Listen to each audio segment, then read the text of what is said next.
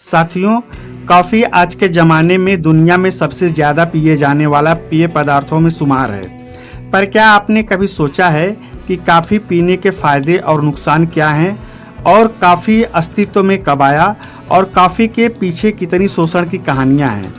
आज हम कॉफ़ी से जुड़े कुछ ऐसे ही रोचक जानकारियों की चर्चा करेंगे। इस सफ़र में आप हमारे साथ बने रहें। चैनल को सब्सक्राइब करें, वीडियो को लाइक और ज़्यादा से ज़्यादा शेयर करें। साथियों, कॉफ़ी दुनिया भर में करोड़ों लोगों के रोज़मर्रा की ज़रूरत है। आज हम जानेंगे कि यह आई कहां से है और शरीर पर इसका क्या प्रभाव पड़ता है।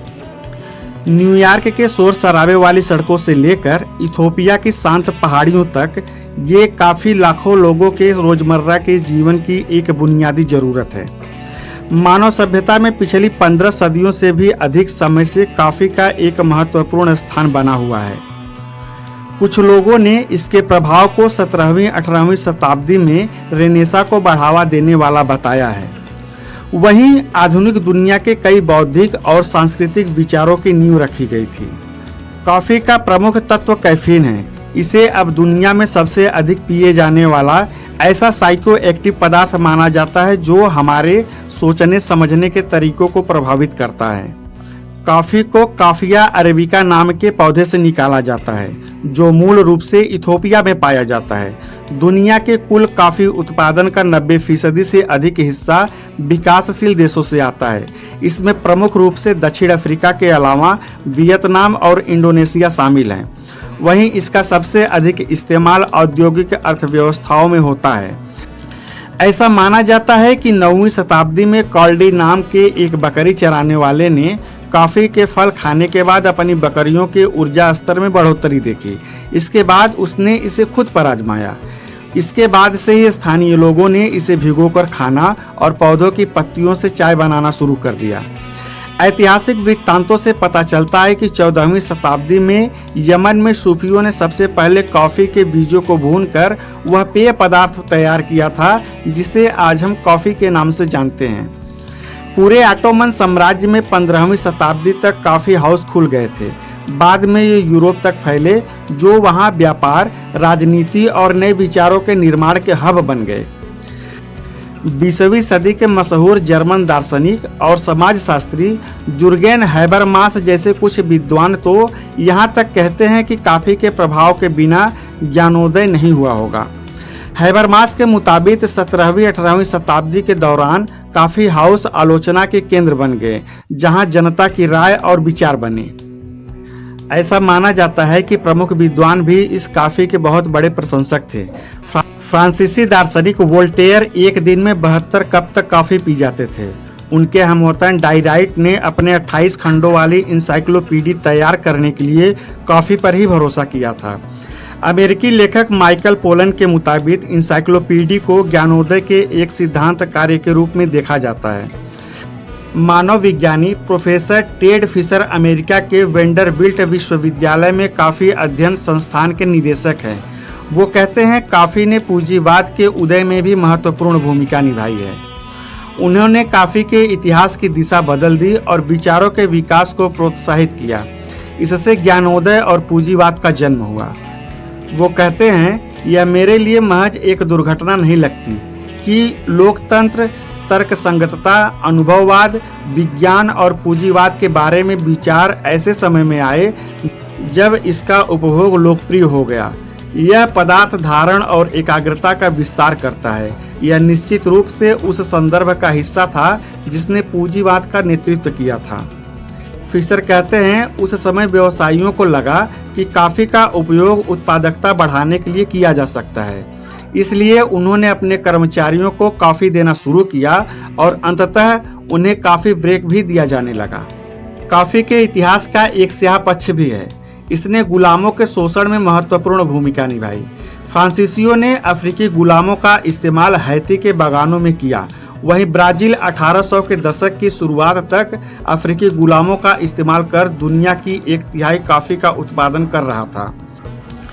आज दुनिया में 2 अरब कप से अधिक कॉफ़ी की खपत होती है। इस तरह यह हर साल $90 अरब के उद्योग में योगदान देती है।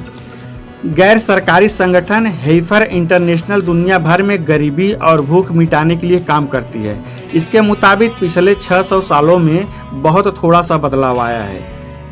हेल्पर का कहना है कि लोगों का रंग अभी भी काफ़ी उद्योग का ऋण बना हुआ है जो कम पैसे में काम कर रहे हैं। दुनिया के 50 देशों में 12.5 करोड़ लोग जीवन यापन करने के लिए कॉफ़ी पर निर्भर हैं। इनमें से आधे से अधिक लोग गरीबी में रहते हैं। अब जानते हैं कॉफ़ी का शरीर पर क्या प्रभाव पड़ता है। कॉफ़ी पीने के बाद कॉफ़ी का कैफीन पाचन तंत्र से गुजरते हुए आंत के जरिए खून में मिल जाता है।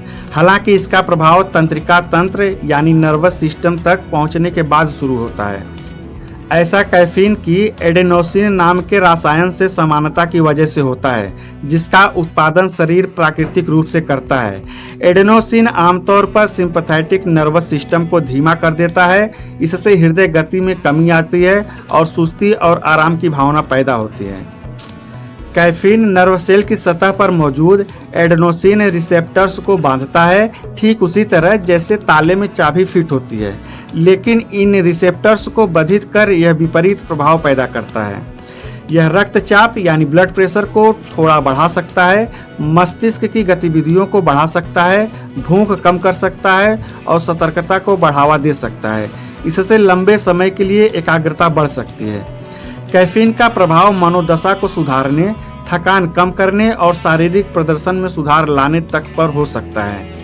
एथलीट भी कभी कभी इसका इस्तेमाल सप्लीमेंट्री डाइट के रूप में करते हैं। कैफीन का यह प्रभाव 15 मिनट से 2 घंटे तक रह सकता है।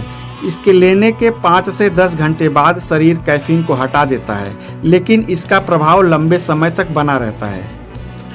कैफीन का अधिकतम लाभ लेने के लिए विशेषज्ञ इसे सीमित मात्रा में लेने की सलाह देते हैं। विशेषज्ञों का कहना है कि सुबह जब आप कॉफ़ी का पहला कप पीते हैं तो लंबे समय तक उसका प्रभाव बनाए रखने के लिए दोपहर में कॉफ़ी पीने से बचें।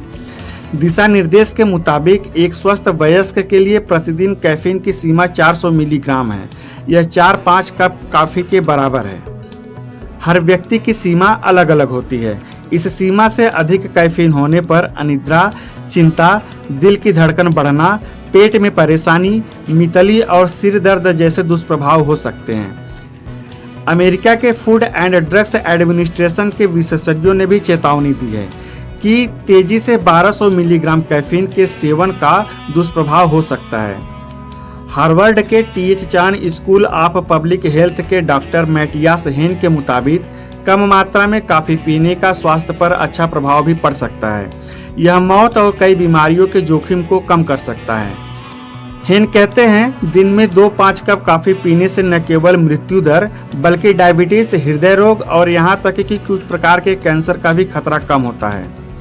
तो साथियों, अगली बार आप जब भी कॉफ़ी का कप उठाएंगे तो आप एक बार इसके बारे में ज़रूर सोचेंगे। ऐसी ही रोचक जानकारियों के लिए हमारे चैनल को सब्सक्राइब करें, वीडियो को लाइक और शेयर करें। धन्यवाद। जय हिंद।